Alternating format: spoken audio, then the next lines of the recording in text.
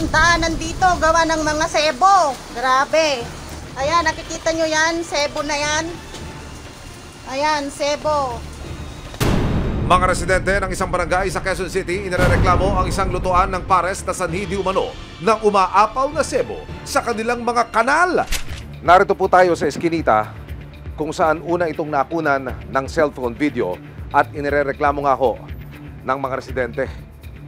Narito ho yung kanal na binabanggit ng mga nagrereklamo na umaapaw po ang sebo at kung inyong makikita, aktwal. Meron pa hong mga marka ng sebo dito sa aking paanan.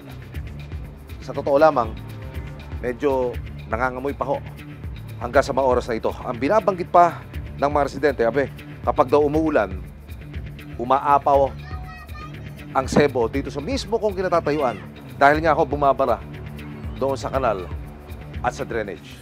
Nang ilapit ng resibo sa lokal na pamahalaan, umaksyon sila para makumpirma ang sumbong. Sino pwede kausapin, sir? Pero hindi muna pinapasok ang mga inspektor dahil linis daw muna bago usap. Huwag po muna tayo maglinis, sir. Wala kayo maglinis po. Wala po muna maglilinis. Wala na maglilinis na. Nang papasok na ng mga sanitary officer ang paresan. Medyo masangsang din po. Kasi maliban dun sa sebo, sa mga bahay-bahay po kasi din ang gagaling ng mga wastewater. Ang mga nilutong karne para sa overload pares, nakatiwangwang at nakapatong lang sa kinakalawang na mesa. At nang sitagin ng mga inspector, "Kuya, hindi lechong kawali yan. Bakit ka naman nagbukbang ng plastic?" At ang pwesto kung saan niluluto ang kanilang best seller, katabi lang naman ng banyo at lumang inidoro. Sobrang dumi po. Grabe po yung kanilang mga oil waste. Tsaka yan po nakatiwangwang.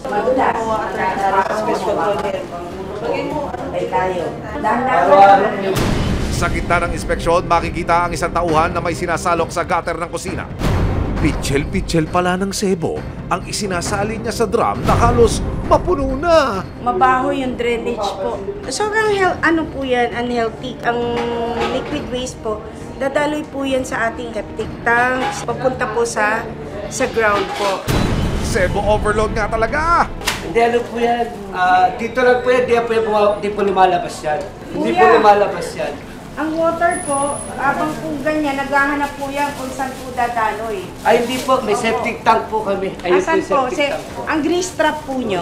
Hanggang din po. Grease trap? Oh, yun. Hindi nyo nga po alam, di ba po? Yung mga mantika, sebo. Hindi po. Bale, Ano po yun? ang grease trap po, yung, para hindi masama sa drainage yung mantika, si grease trap po ang mismong nagsiseparate. Pinakahanap po namin. Sa patuloy na pag-inspeksyon ng mga sanitary officers sa loob ng inireklamong paresan, halos kumulo na sa galit ang ilang residente sa nararanasan nilang perwisyo sa kanilang lugar. Malinis na po yan. Punong-puno po yan pagka hindi sila naglinis. Puro sebo po yan. Lalo yan, pag umulan, umapaw.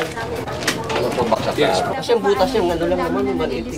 Maya-maya pa, dumating na ang nagpakilalang may-ari ng paresan. Sir, meron kaming MO. Ito yung vision order namin. So sir, may complaint po yan. Giit niya, Hindi kasi ang complaint noon, simula nung nagpagawa ako ng septic tank, matagal na kasi yan. Gawa ko inoperate ng septic tank. Kung lang makikita nyo nang wala pong lumalabas na waste dyan. Kaso lang, pumasok kami kanina sa red. Kasi time kasi nang paglilinis, sir. natuklasan ding walang kaukulang permit ang kanyang paresan. Pwede makita yung business card? Ano pa lang yun, ma'am, barangay permit pa lang. So yung, ilan po yung empleyado? Mga ano yun, ma'am? 24? Ang mga food handler o empleyado ng kanilang paresan, wala rin daw health permit at walang suot na personal protective equipment o PPE habang nagluluto. Yung health, ma'am, nilalako na rin namin. Okay, so wala pa. Nang matapos ang inspeksyon, tila unleave violations ang nakita at nailista pa ng mga sanitary officer. Kabilang na ang kawalan ng maayos na waste segregation, kawalan ng hand washing facility para masiguro ang kalinisan ng bawat food handler. Sa ilalim ng Sanitation Code of the Philippines, pwedeng maipasara ang anumang food establishment kung wala itong kaukulang permit mula sa Local Government Unit o LGU. Ayon din sa batas, responsibilidad ng lokal na pamahalaan na bantayan at inspeksyonin ng mga food establishment para matiyak ang kaligtasan at kalinisan ng mga ibinebenta nila sa publiko. Dahil sa mga nakitang paglabag ng paresan, Wala po tayong magagawa, kailangan natin itigil eh. Kasi ang pinag-uusapan po natin yung pagkain, kalusugan ng mga tao, baka makasama pa sa kanila. may 1 buwan na po ang nakalilipas mula ng bisitahin at inspeksyonin nito ng Quezon City LGU kasama ang team ng Resibo. Muli po natin itong binalikan ngayon. At ang nakikita ko ho, sarado na yung mismong commissary. Meron ng tarpaulin na ang wikay for renovation.